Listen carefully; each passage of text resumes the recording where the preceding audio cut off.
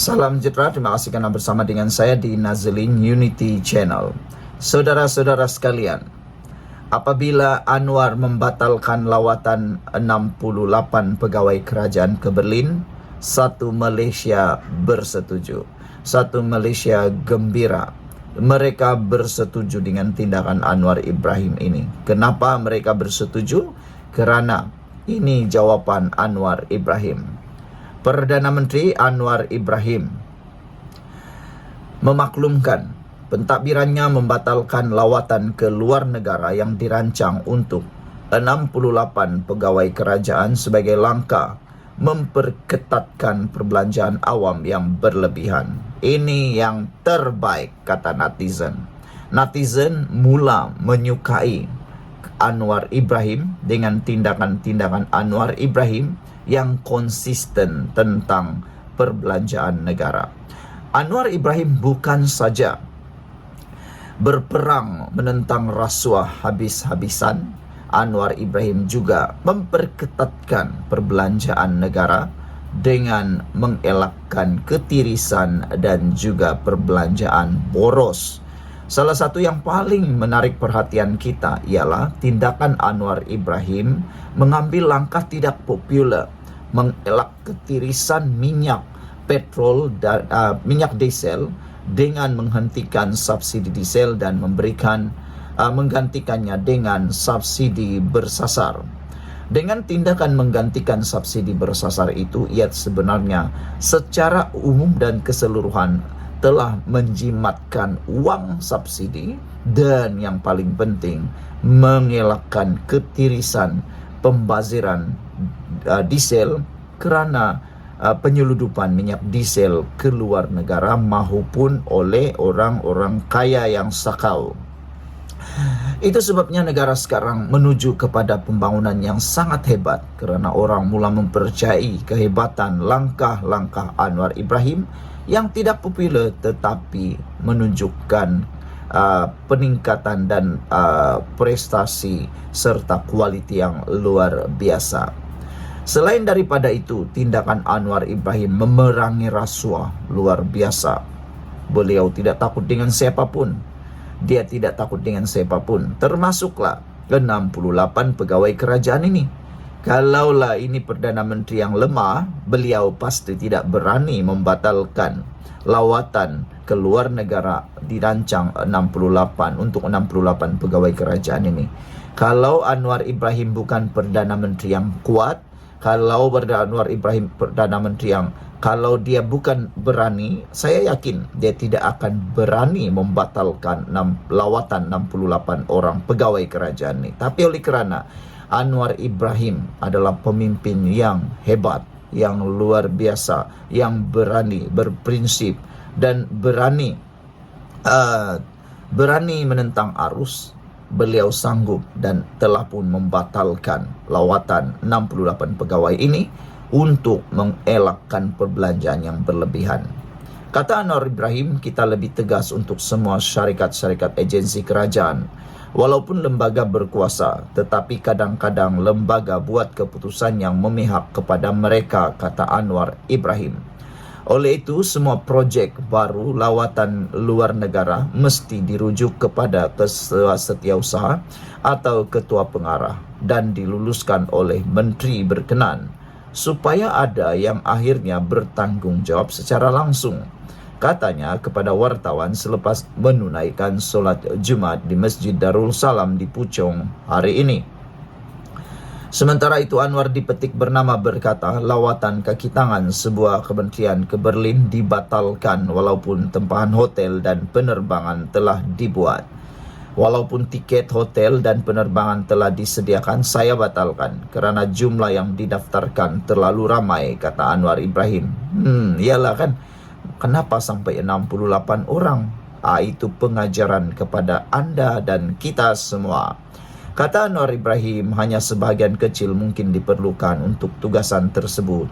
Ini adalah pelanggaran peraturan. Ini dana rakyat dan kita harus bertanggung jawab, kata Anwar Ibrahim. Saya semalam telah mengadakan pertemuan dengan Ketua Setiausaha Negara Samsul Azhari Azri Abu Bakar, Ketua Pengarah Perkhidmatan Awam, Wan Ahmad Dahlan, Wan Abdul Aziz, semua ketua setiausaha dan ketua jabatan untuk menegaskan pendirian kerajaan dan minta kerjasama mereka dalam hal ini, katanya. Perdana Menteri juga berkata semua menteri bertanggungjawab terhadap sebarang kelulusan yang diberikan. Menteri yang ingin melawat mana-mana negara perlu mengemukakan kertas cadangan kepada jemaah menteri, dan biasanya kita akan menilai semula sama ada perlu membawa kaki tangan tertentu atau tiada keperluan sama sekali, katanya. Atau lebih baik tangguhkan sahaja lawatan tersebut dan sekalikan dengan lawatan Perdana Menteri di mana MOU, Memorandum Persefahaman, boleh turut ditandatangani dalam majlis yang sama. Ini akan jimat belanja, kata beliau lagi.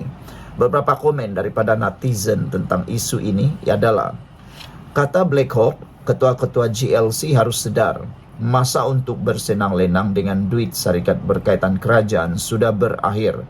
Lihat saja sebagai contoh syarikat penerbangan Malaysia memanjang mengalami kerugian. Kenapa? Sebab orang-orang besarnya tak mengamalkan jimat cermat, kata Black Hawk 5137. Open-minded kata, the problem is both direction are all cronies of politician and the CEO, katanya.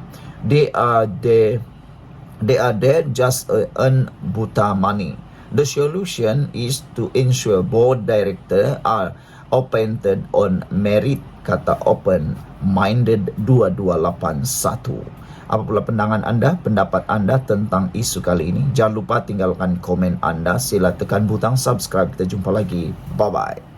Salam sejahtera. Terima kasih kerana bersama dengan saya di Nazilin Unity Channel. Kali ini Anwar Ibrahim sudah tak tahan lagi dengan karena keji, jijik yang dibuat oleh parti pembangkang. Manakan tidak, setiap hari pembangkang meratib. Kononnya Anwar Ibrahim tidak lagi layak dan sebagainya.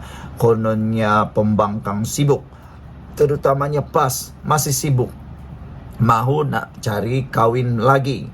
PAS sibuk nak cari kawin lagi dengan UMNO, pemimpin-pemimpin yang hianat dengan Zahid Hamidi.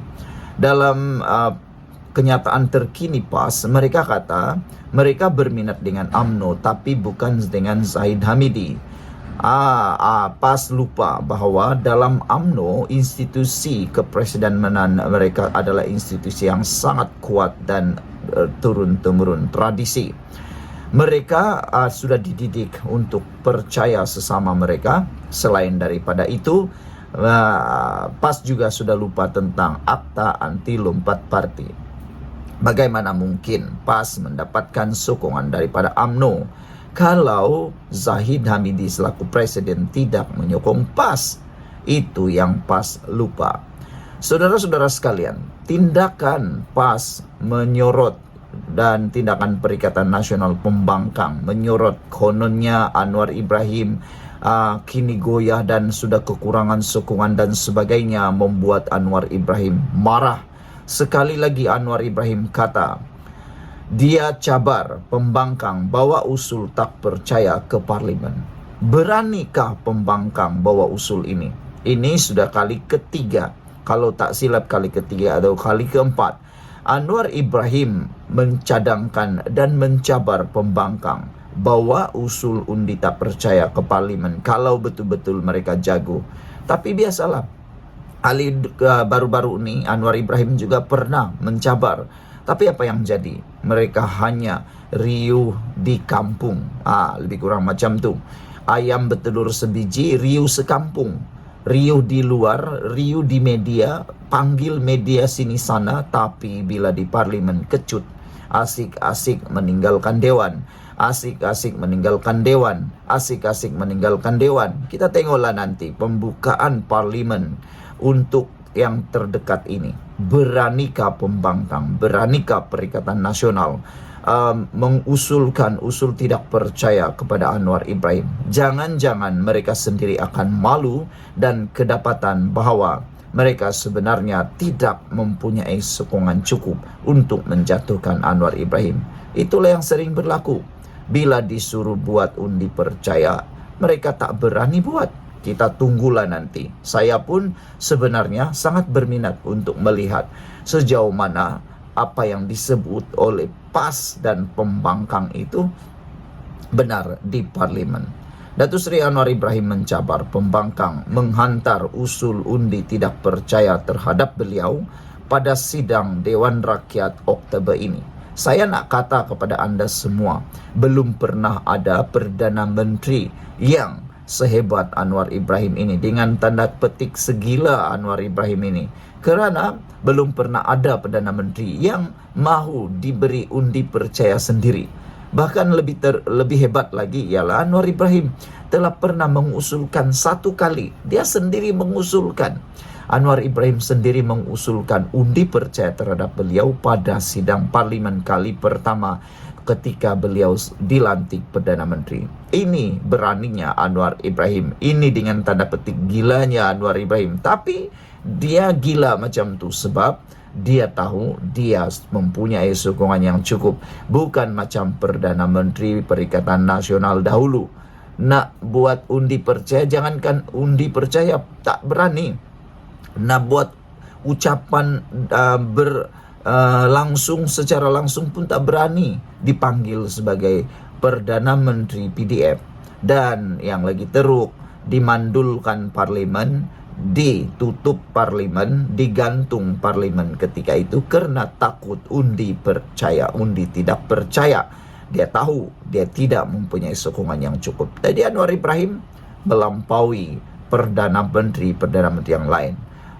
Mahathir tak pernah buat undi percaya sendiri. Najib tak pernah undi percaya sendiri. Ismail Sabri Yaakob tak pernah.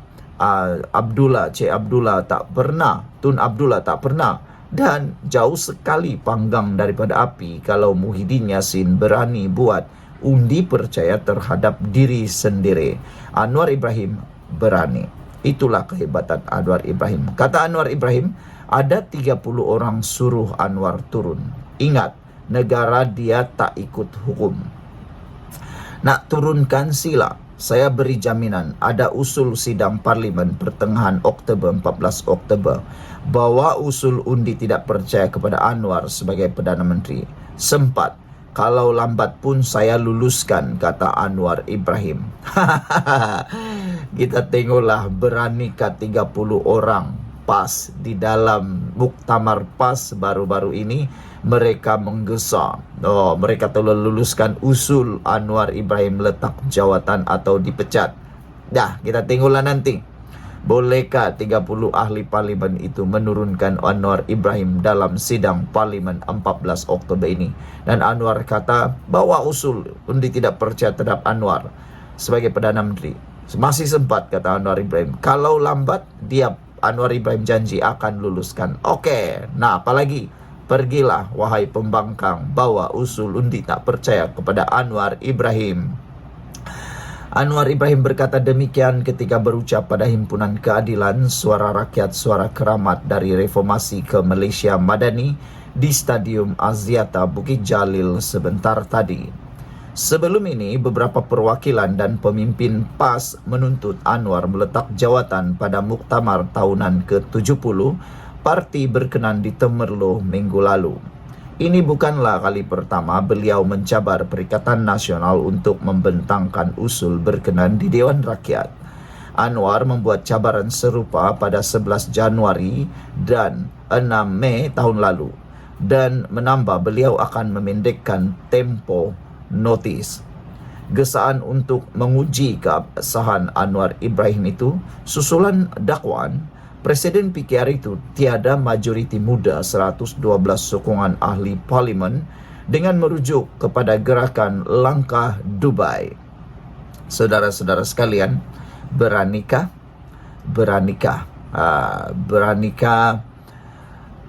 Perikatan Nasional Pembangkang memalukan diri sendiri?